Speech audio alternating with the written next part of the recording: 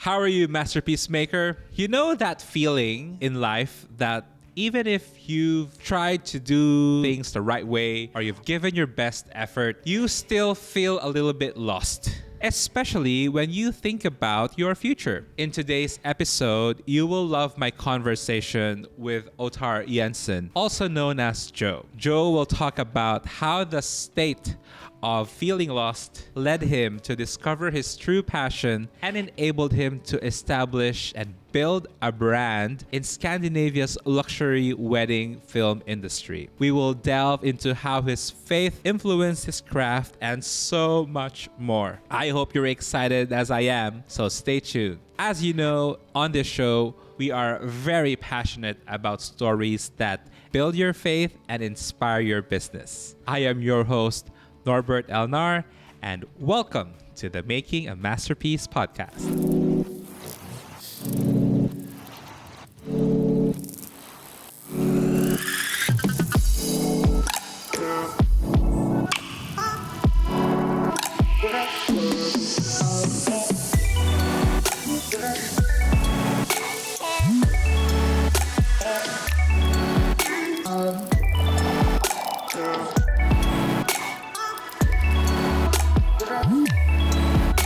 This podcast is brought to you by Lily of the Valley Farm Retreat. Come together at Lily of the Valley. Current Coffee Roasters. Hi there, Masterpiece Maker. Welcome to another episode of Making a Masterpiece. And today we are going to talk to somebody very talented and extremely good at his craft. And joining us from Norway is Jo. Hi, Jo. Welcome to the show. Hey, thank you. I was so excited. So good to have you here. Jo, your story is truly fascinating. From discovering your passion for photography in Australia to becoming one of the most sought after wedding filmmakers in Norway. And you even collaborate with various influencers and commercial brands there. It's an incredible journey if you look at it on a bigger picture. And we're so proud of you. But can you take us back to the beginning? What inspired your move to Australia and what ignited your love for the cameras?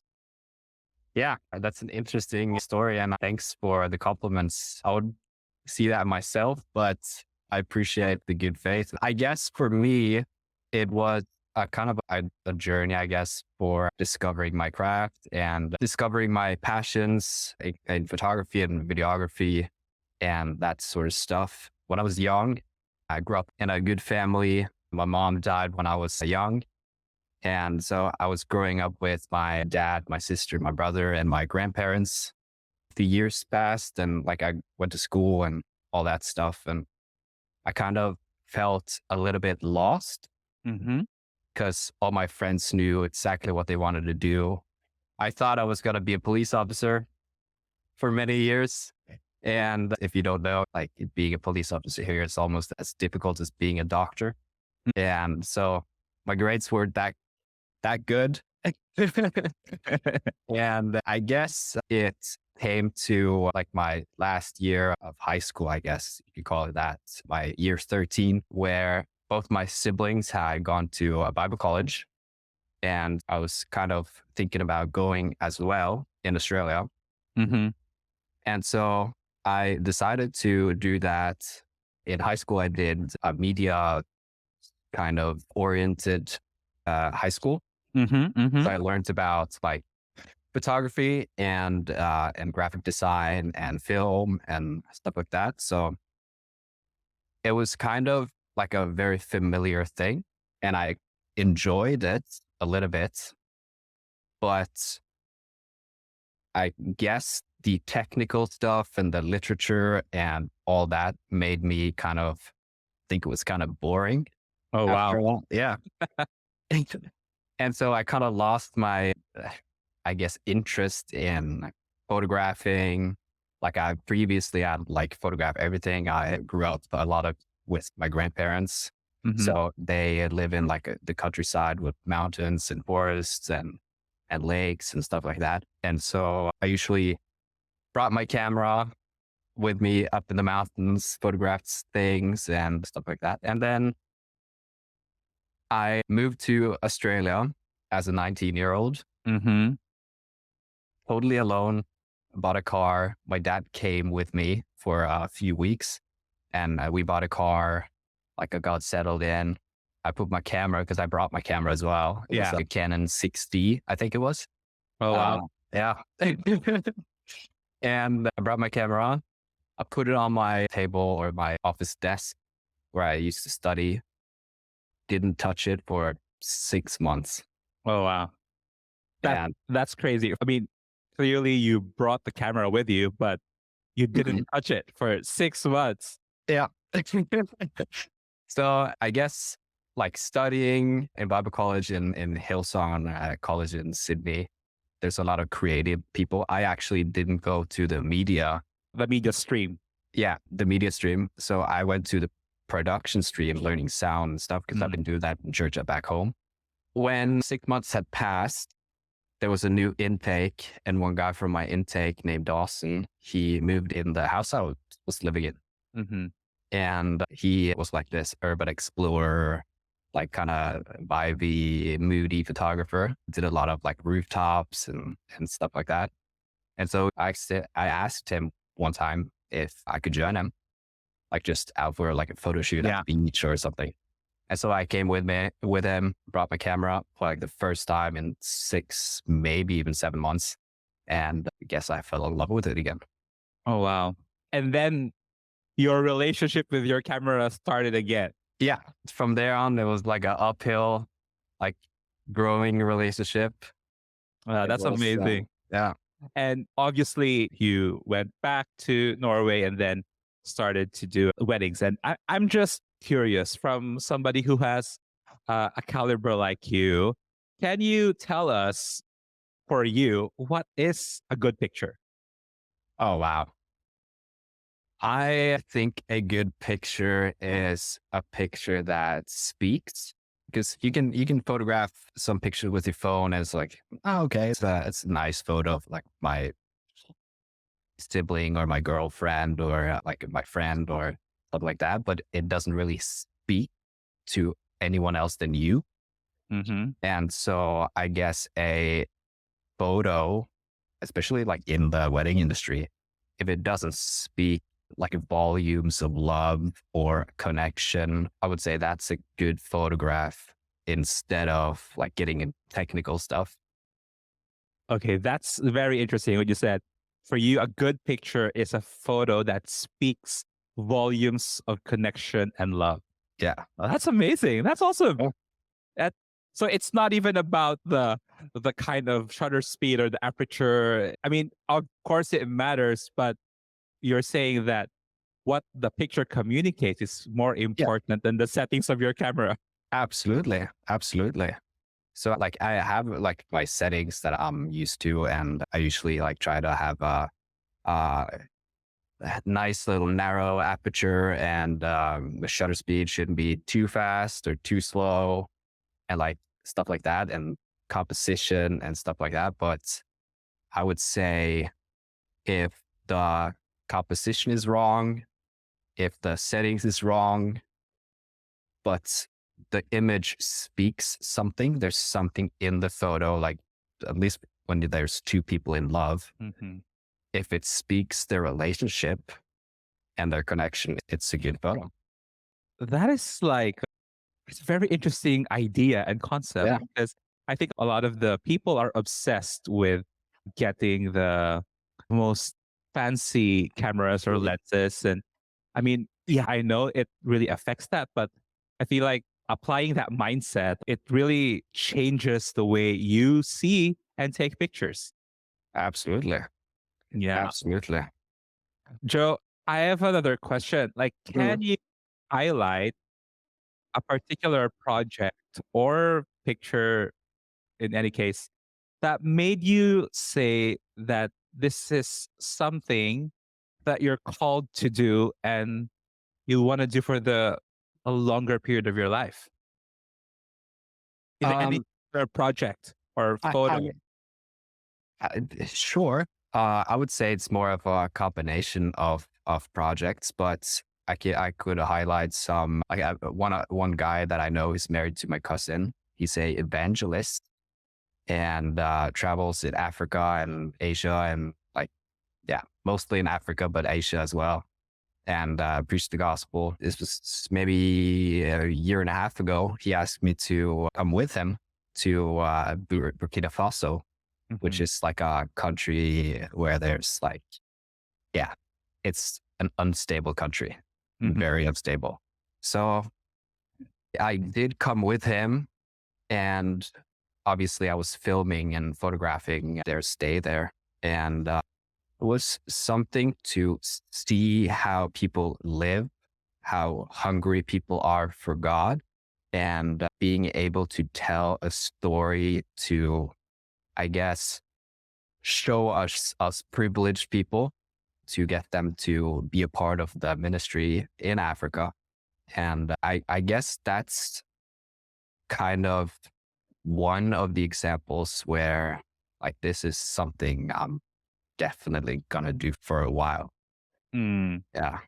And can you just describe to us briefly that project?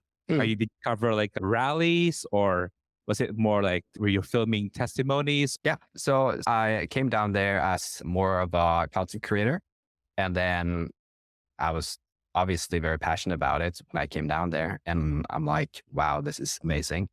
But we did testimonies, we did rallies. I think the first time I was in Burkina Faso, we had 4 or 5 like campaign rallies.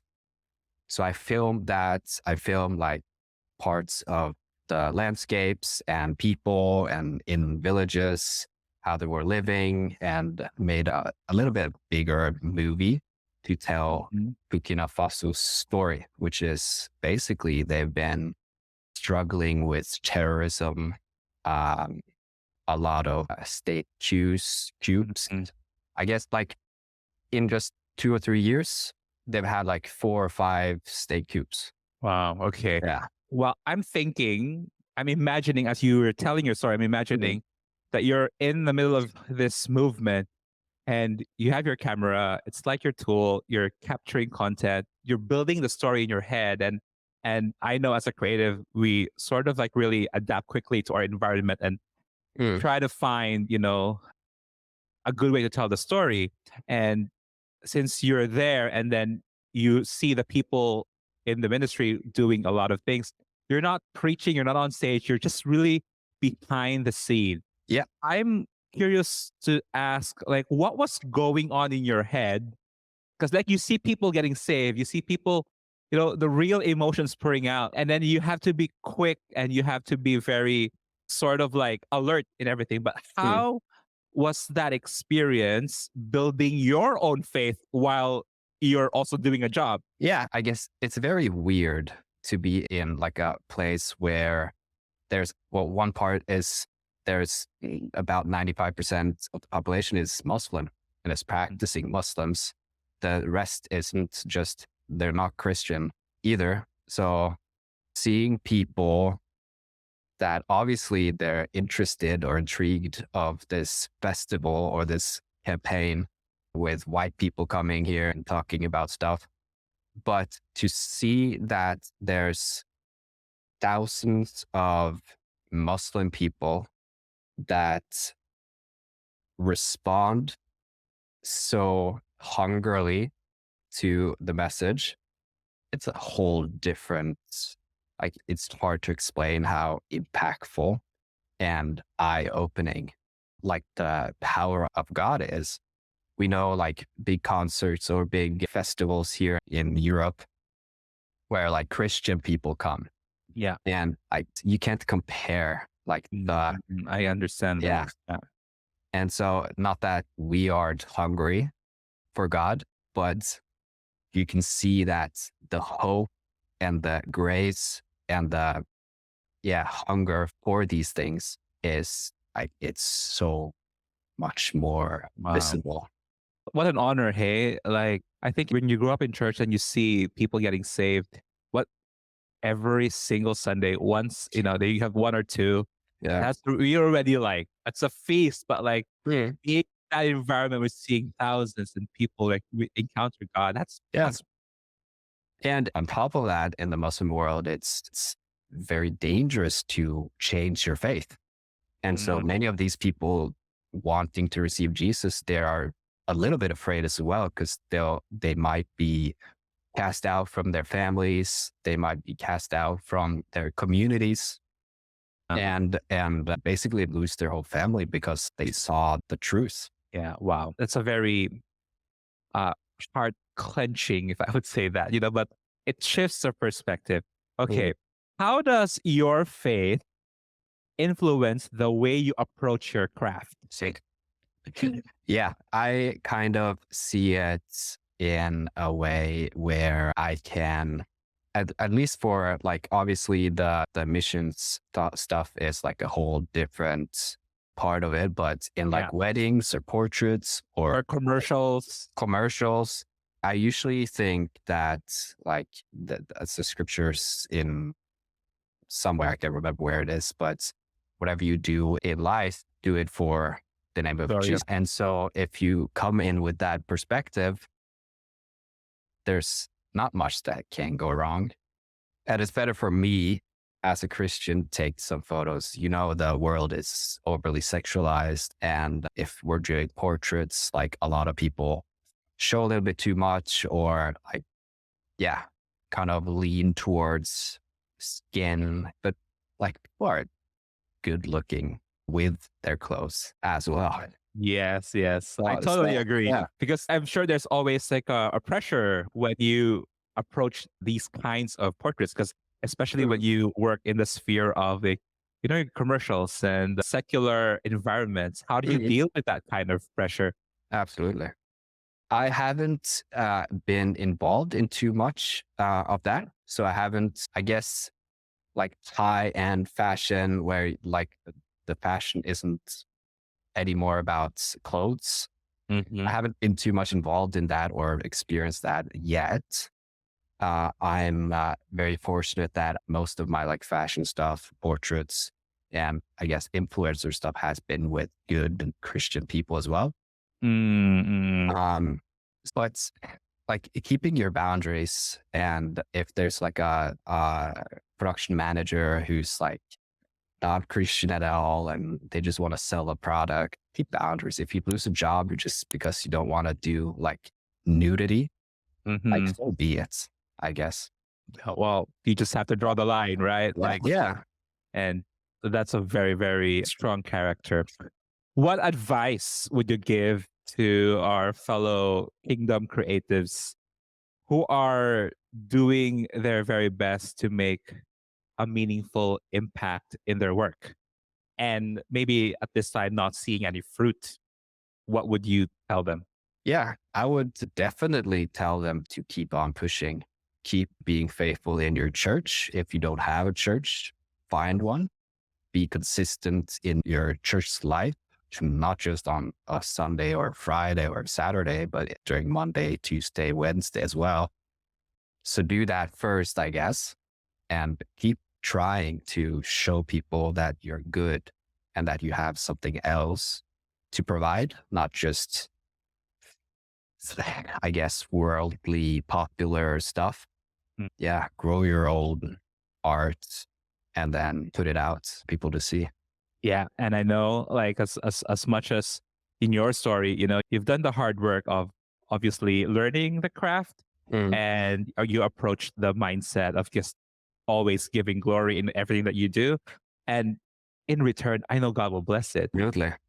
And if it's not your path to be a photographer or a videographer, it's no shame in that as well. Yes, that's true. That's so true. Because I think what's the most important thing is that you really, really operate in your anointing and in your purpose. Absolutely. Absolutely. Yeah. Joe, it has been an incredible time talking to you. Thank you so much. How can our people reach you? And if they want to be in contact with you, how can they find you? You can find me on Instagram. You can probably find me on Facebook as well. I go by weddings.ottar. My real name isn't Joe. it's as hard German names that you're familiar with. But yeah, OTTAR is the name and the handle, but weddings.ottar. Weddings.ottar. And do you have a website? I do. It's OTTAR and Jensen with a double S.com. Okay, we'll put that on the links and on the screen. Jo, thank you so much. And we cannot wait to see more of your work, and we're cheering you on. Thank you. See you, bro. This podcast is brought to you by Lily of the Valley Farm Retreat. Come together at Lily of the Valley. Current Coffee Roasters.